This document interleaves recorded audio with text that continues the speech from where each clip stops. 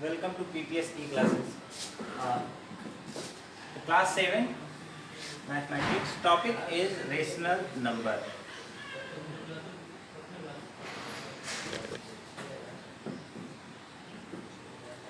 What are rational numbers? Rational number are represented by capital Q. English alphabet का जो है capital letter Q rational number को denote करता है.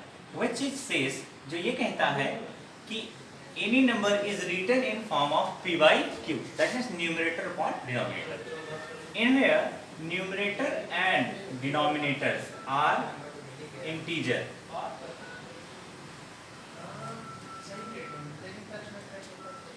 ये दोनों ही न्यूमरेटर और डिनोमिनेटर क्या हो, इंटीजर हो, and the denominator is not equals to 0, such that this representation is known as rational number, like -2 upon 3. Both are integer, -2 and 3 both are integer. There is denominator is not 0, so that this is known as rational number. इसे हम क्या कहेंगे, rational number कहेंगे. इसी तरह से 1 upon -5, ये भी क्या है, यहाँ पर भी डिनोमिनेटर 0 नहीं है और दोनों ही क्या है, इंटीजर है, तो ये भी क्या कहलाएगा, रेशनल नंबर कहलाएगा. But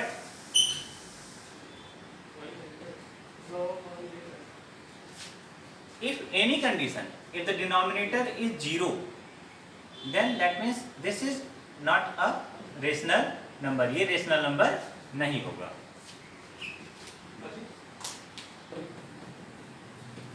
Absolute value of rational number. How can we find absolute value? By using mod. Mod of any number is represent the absolute value of number. That means अगर मान लीजिए रेशनल नंबर हमारे पास -2/3 है और इसका mod जब यानी absolute value निकालने के लिए हम मॉड लगाएंगे, और मॉड लगाने पर जो है ये मॉड क्या करता है, हमेशा पॉजिटिव वैल्यू देता है. दैट मीन्स कि ये -2/3 अब क्या हो जाएगा, 2/3 हो जाएगा, सिर्फ माइनस मार्क हट जाएगा. मान लीजिए अगर ऐसा लिखा होता -2 upon -3, तब तो ये ऑलरेडी पॉजिटिव है क्योंकि माइनस माइनस प्लस हो गए और यहाँ से क्या हो जाएगा, इसकी भी वैल्यू 2/3 आएगी. तो यानी चाहे वो प्लस में लिखा हो चाहे वो माइनस में लिखा हो, सबको क्या कर देगा, प्लस कर देगा. तो एब्सोल्यूट वैल्यू में हम क्या यूज करेंगे, मॉड को, और मॉड क्या करता है, हमेशा एक पॉजिटिव वैल्यू प्रेजेंट करता है.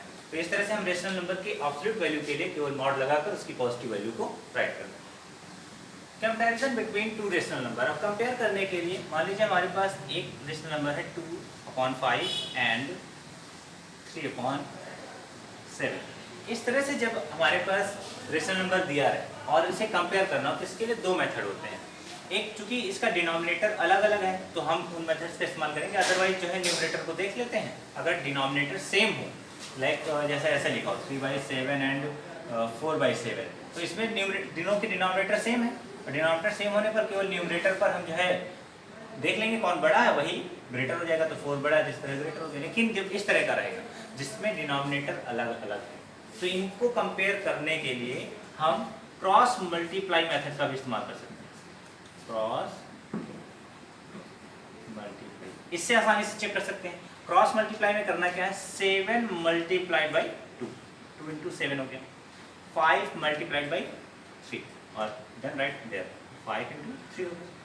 यहाँ से 7 2 जा 14 और 5 3 जा 15. कौन बड़ा होगा, 15. इस टर्म का बड़ा है तो ये नंबर ग्रेटर हो जाएगा, यानी 2/5 इज लेस देन 3/7. इस तरह से हम कंपेयर कर लेंगे. दूसरा तरीका ये है कि हम इनका एलसीएम निकालें, इन दोनों डिनोमिनेटर्स का एलसीएम निकालेंगे, और एलसीएम ऑफ 5 and 7 इज 35. अब एलसीएम निकालना आप लोगों को पता है, प्राइम फैक्टराइजेशन जो है मेथड का इस्तेमाल करिए और जो उससे निकाल लीजिए. 35 आ गया. अब इन दोनों के डिनोमिनेटर को पहले हम 35 में चेंज करेंगे. जैसे 2/5 को हम क्या लिख सकते हैं, नीचे 35 लिखना है तो हमें 5 में 7 से मल्टीप्लाई करना होगा. हमने यहाँ इसके डिनोमिनेटर में 7 से मल्टीप्लाई किया, तो अब न्यूमरेटर में भी 7 से मल्टीप्लाई करना होगा. यहाँ से 7 2 हो गया 14. अभी 2/5 चेंज हो गया किसमें, 14/35 में. और 3/7, अब 7 के स्थान पर भी हम 35 लिखेंगे क्योंकि दोनों डिनोमिनेटर को हमें चेंज करके 35 करना है.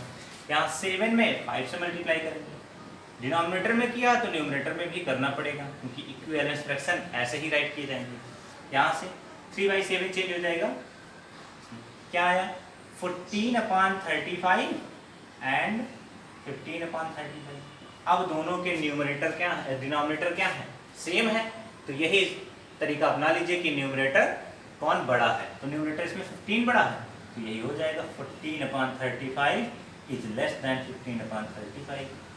अब 15/35 किसको राइट किया था, 3/7 को, so that 2/5 is less than 3/7।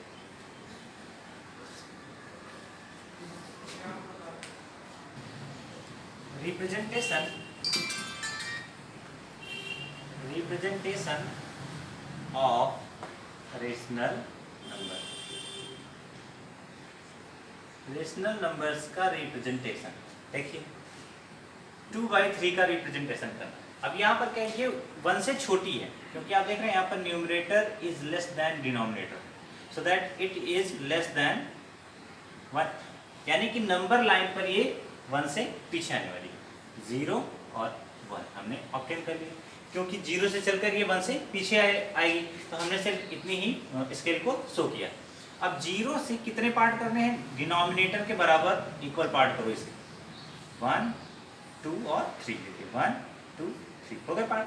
इनमें से चूज कितने करने हैं, तो न्यूमरेटर के इक्वल्स यानी 2, ये 1 और 2, ये क्या कहलाएगा 2/3।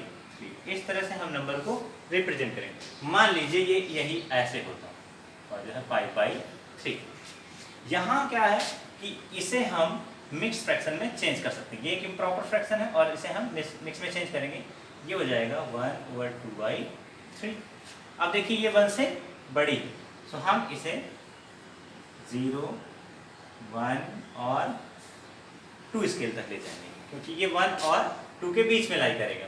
अब देखें कितना जाना है, 1 से आगे 2/3 जाना, तो इसके 1 से आगे 3 पार्ट कर दें, 1 2 और 3 हो गए। इनमें चूज कितना करना है, 2, 1 और 2 चूज कर लिया। ये है 1/2/3, जिसे ही हम क्या कहेंगे 5/3। इस तरह से हम नंबर्स को रिप्रेजेंट करेंगे। ये है पॉजिटिव टर्म की बात। हम पॉजिटिव टर्म 0 से जो है राइट साइड में दिखाएंगे, ये 0, तो इधर जो है सारे पॉजिटिव टर्म आएंगे और इस तरफ निगेटिव टर्म आएंगे। निगेटिव टर्म के लिए भी सेम प्रोसेस आएगा जैसे यहाँ पर किया है।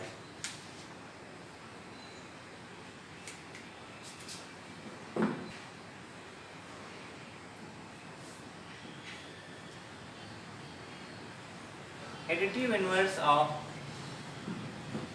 रेशनल नंबर,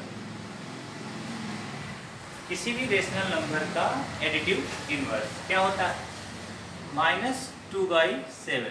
इसका एडिटिव इनवर्स क्या होगा, ऐसा नंबर जो इसमें ऐड कर देने पर, सो दैट हम अगर 2/7 ऐड कर दें तो क्या कर देगा, इसको 0 कर देगा। तो एडिटिव इनवर्स होता है इस नंबर का ऐसा अपोजिट नंबर जो कि इसे क्या कर दे, 0 कर दे। तो -2/7 का अपोजिट क्या हो जाएगा, 2/7, जो क्या कर देगा, इसको ऐड करने पर 0 कर देगा। तो इस तरह से -2/7 का एडिटिव इनवर्स कौन हो गया, 2/7। 3/-5 का एडिटिव इनवर्स क्या हो जाएगा, 3/5 हो जाएगा। सबसे पहले हम क्या करते हैं, इस तरह अगर दिया रहे तो हम उनके डिनोमिनेटर को पॉजिटिव बनाते हैं, और डिनोमिनेटर को पॉजिटिव बनाने के लिए हमें उससे -1 से मल्टीप्लाई ऊपर नीचे करना होगा, -3/5 हो जाएगा। माइनस माइनस प्लस 5 बन जाए 5, प्लस माइनस -3 बन जाए 3। तो इस तरह से -3/-5 को हम -3/5 भी लिख सकते हैं, और इसका जो एडिटिव इनवर्स होगा ये होगा यहाँ 3/7 का एडिटिव इनवर्स क्या होगा, तो इसमें हम प्लस करेंगे -3/7 को, then it goes result 0, so that 3/7 का एडिटिव इनवर्स -3/7 हो जाएगा। मल्टीप्लिकेटिव इनवर्स, मल्टीप्लिकेटिव इनवर्स क्या करता है, मान लीजिए a/b कोई एक रेशनल नंबर है, इसमें किससे मल्टीप्लाई कर दें कि इसका रिजल्ट क्या हो जाए, 1 हो जाए, तो जिससे मल्टीप्लाई करेंगे वही मल्टीप्लिकेटिव इनवर्स कहलाएगा। तो a/b को अगर हम b/a से मल्टीप्लाई करें तो क्या होगा, कट जाएगा ये और रिजल्ट 1 हो जाएगा। सो दैट अगर -2/3 लिखा हुआ है तो इसका मल्टीप्लिकेटिव इनवर्स हो जाता है 3/-2, जिससे रिजल्ट 1 हो जाएगा। देखो हो गया रिजल्ट 1।